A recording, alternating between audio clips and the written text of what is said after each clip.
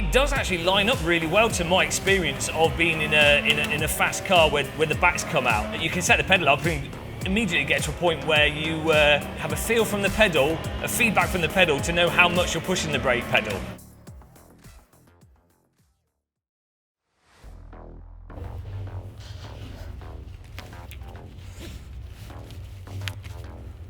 Right, we're in the simulator and ready to start rolling around the glorious Nordschleife. So before we jumped in, actually we were tweaking the pedals a little bit and setting it up to how I personally like it set up. And because I have weak, pathetic and ironically non-gamer muscle legs, I've actually set the brake up quite sensitive and with quite a soft gyrometer on it.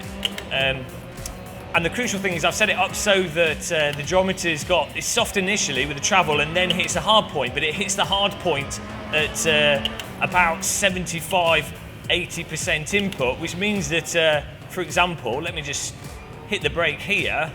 If I hit the brake, I'm sort of topping out at that point there, but I can push it even harder to go fully onto the brake, which is really nice actually. Something I've been experimenting with and playing with these new pedals is getting that feel to line up to a specific point on the pedal. So without me even developing a muscle memory and feel, you can set the pedal up and immediately get to a point where you can dial it in so that you're not accidentally locking up, or so you have a feel from the pedal, a feedback from the pedal to know how much you're pushing the brake pedal, which is actually quite interesting because I find with most of the pedals on the market, or most pedals that I've used, it's more a case of you sort of set the pedal up in a set way, and then you develop muscle memory. You sort of just learn that one feeling it has, rather than being able to adapt it and set it up and have it almost communicate to you immediately a feel that you can respond to. So one of the problems with driving simulated race cars, and especially with braking, is that you obviously don't have G-forces to actually tell you how much you're braking or where the limit of braking is, or just a feel for how much brake force you're putting on a lot of the time. Whereas in a real car, you can actually really clearly feel through the G-forces exactly what's going on, if you can brake harder or not. So in a sense, you're kind of using the feel of the brake pedal in a simulator to almost replicate, although it's in a static way, but you're replicating that real-world G-force feel to an extent. But as I say, with these new Talento pedals, the adjustability is actually really awesome, and the fact that you can just we've been going through all the settings on these pedals, swapping over gyrometers on them, changing the strength and weaknesses of the accelerator and the clutch really quickly. So that initial phase of when you get pedals and you're first dialing them in is a lot less time consuming with these pedals, which again I think it's actually really quite a nice feature. In terms of the motion rig here, one thing that this rig does do really well, and that has actually really surprised me, and this is one of the first rigs that I've used that's been set up in a way where this works well, is this actually has a traction loss system in it. So as the rear pops out, the rig literally rotates on its central axis to give you a degree of that feel of the back of the car popping out. In the past, when I've used simulators that have that, it's tended to feel a little bit too over the top, a little bit delayed and very artificial. But on this, the traction loss is actually really quite nice and not obnoxious, even with faster cars. And of course we're driving the Porsche RSR here, which is quite a quick car. And when you just throw the car in a bit too hard, or you get on the brakes a bit too hard with too much steering angle, you get that slip out. It does actually line up really well to my experience of being in a fast car where the backs come out. So recently I was at Donington in a Radical SR3, for example, and on one of the corners the back of the car tended to pop out there, and there was a really distinct feel of just that traction loss of the rear. Bizarrely, this motion rig actually captures that pretty closely, really, much closer than any other rig I've used with traction loss.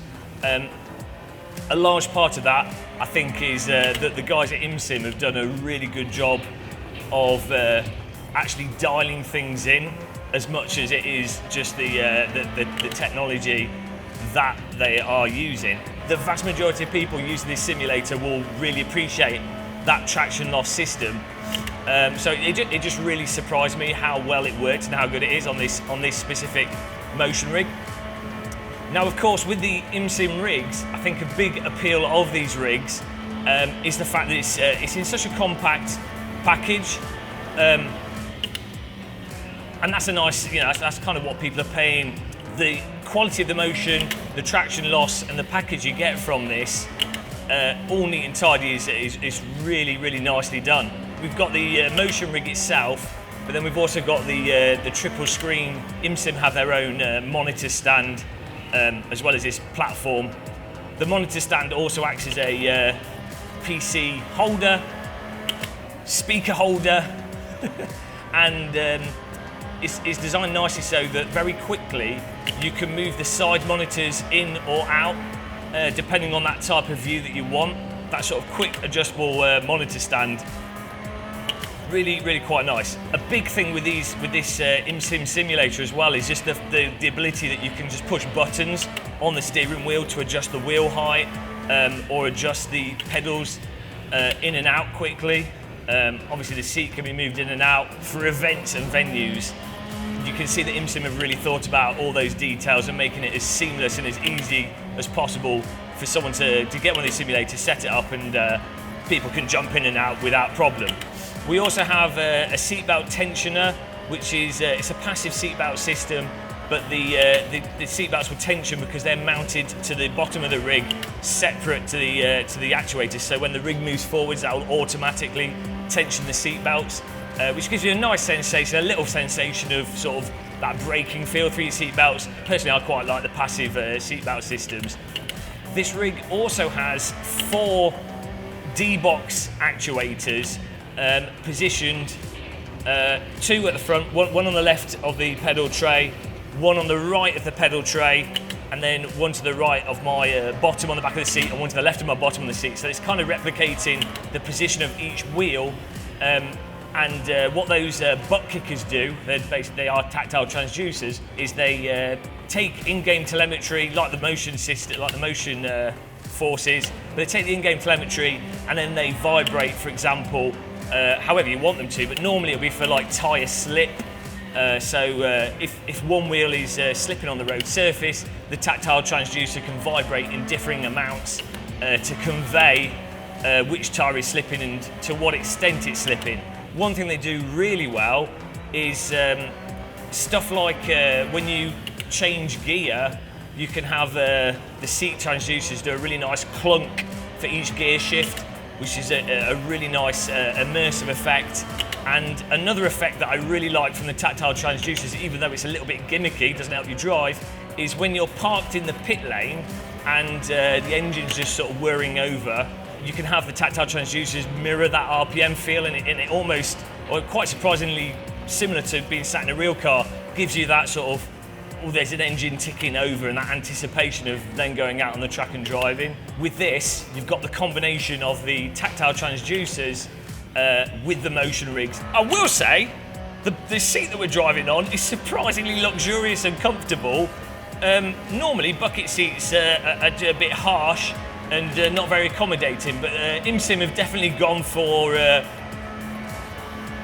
fat people can drive the rig and still enjoy it with a bit of comfort, and it's actually got quite good lumbar support on this, despite the chair being quite upright. It's like a luxurious throne to sit on. But as we finish our second lap of the track there, what I have to say is absolutely awesome. What a fantastic setup, and especially, again, it's worth noting, these are not, they do sell them to be, if you want to buy one, anyone can buy one, but the really interesting thing I think with this ImSim platform is how well it works for like events and venues, but also the new pedals. I think we've had a few hours driving them since we've been here, but that's not enough to really fully test them. But in the limited time we've had so far with the ImSim Talento, which I always say completely wrong, that sounds more Italian than Portuguese, but with the time we've had, so they seem really good. We're gonna have to take some home, we're gonna steal some, we're gonna steal a pallet of pedals, and we'll be putting them through the paces. But hopefully this video introduced you to the ImSim setup. Hopefully you enjoyed this video. And look out for more content on our amazing Portuguese ImSim tour. Happy tea time, take care, and goodbye guys.